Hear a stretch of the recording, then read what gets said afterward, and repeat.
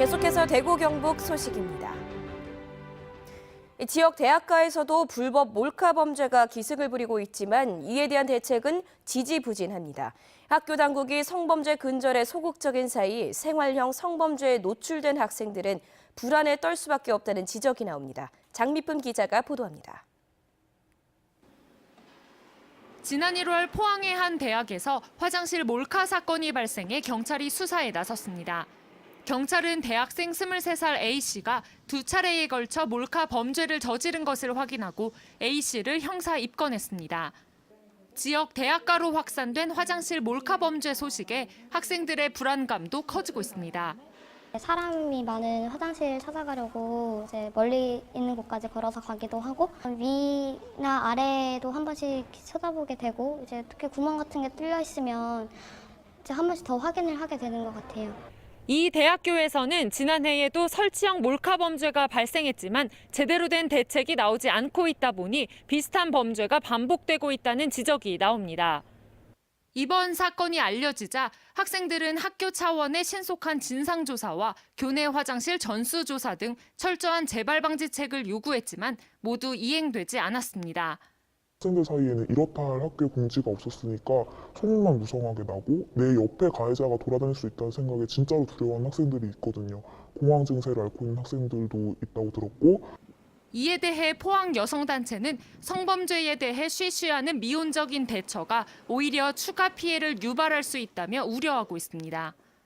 그 공중 화장실을 이용하는 불특정 다수들이 모두가 다 불안해할 수밖에 없는 상황이 계속 이어질 수밖에 없습니다. 가해자에 대한 강력한 처벌 그리고 재발 방지 대책을 적극적으로 마련을 해야. 이와 같은 논란에 대해 해당 학교는 피해자와 가족에게 2차 피해를 유발할 소지가 있다며 공식 입장을 내놓지 않고 있습니다.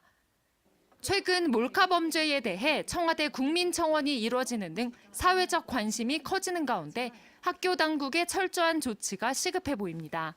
MBC 뉴스 장미쁨입니다.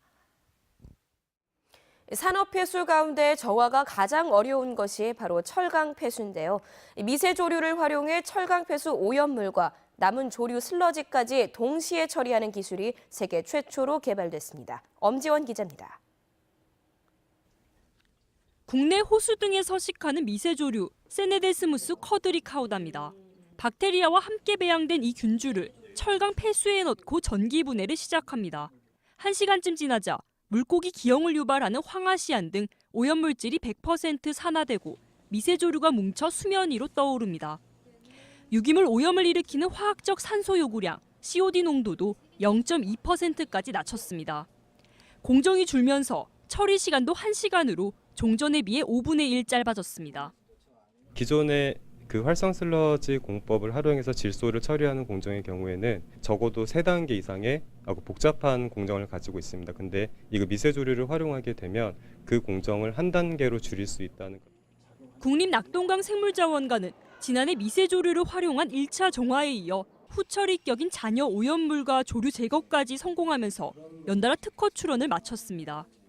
특히 자연적으로 가라앉히지 않고 단번에 조류를 회수하는 공법은 세계 최초입니다. 1, 2차 공정을 결합한 시스템 구축이 과제입니다. 연속적으로 처리할 수 있는 연속 처리 공정을 저희들이 개발하려고 하는 그 심화 연구가 지금 남아 있다고 볼 수 있겠습니다.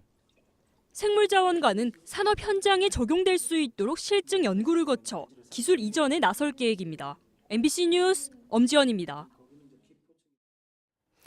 대구지방경찰청은 대구은행이 수성구청 펀드 투자 손실금을 보전해준과 사건과 관련해 펀드 손실금 보전 명목으로 12억 2천여만 원을 만들어 전달한 혐의로 박인규 전 행장을 포함한 대구은행 전현직 임직원 14명을 입건했습니다.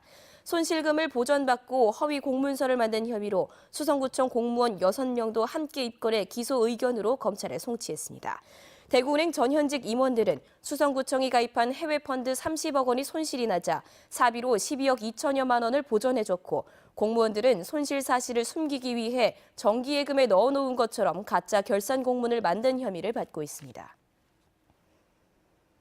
DGB 금융지주는 임원 후보 추천위원회를 열어 김태호 전 하나 HSBC 생명 사장을 최종 후보로 선정했습니다. 김 내정자는 1978년 외환은행에 입사한 이후 보람은행 창립 멤버로 참여했고 하나은행과 합병 후 대구 경북 지역 본부장과 하나금융지주 부사장 등을 지냈는데 DGB 금융지주는 오는 31일 임시 주주총회와 이사회를 통해 금융지주 회장을 확정할 예정입니다. 구미경찰서는 부동산 개발업체가 농협에 맡긴 50억 원과 개인 계좌의 돈 70억 원 등 모두 120억 원을 빼내 각자 나눠 가진 혐의로 44살 A씨와 45살 B씨, 구미 산동농협감사 54살 C씨와 장천 지점장 54살 D씨 등 4명을 구속했습니다. 경찰 조사 결과 D 지점장은 금융기관이 지급 보증서를 발급할 수 없는데도 금융기관에서 사용하지 않는 양식을 임의로 만들고 지급 보증서를 발급해 현금 인출을 도왔고 C 감사는 이 같은 행위에 가담해 수수료를 챙긴 혐의를 받고 있습니다. 대구광역시의원 선거에 출마한 무소속 후보 22명은 오늘 대구시의회에서 기자회견을 열어 정당 정치가 불신의 도를 넘은 현실에서 시민의 진정한 동반자가 되기 위해 무소속 후보가 당선돼야 한다며 무소속 연대 출범을 선언했습니다. 이들은 자유한국당 공천은 파행과 밀실 공천으로 대구시의회를 무시한 기상천외한 일이라며 전 지역구에 후보를 내고 기초단체장과 기초의원 무소속 후보들과도 연대하겠다고 밝혔습니다. 지금까지 대구 경북 소식이었습니다. 고맙습니다.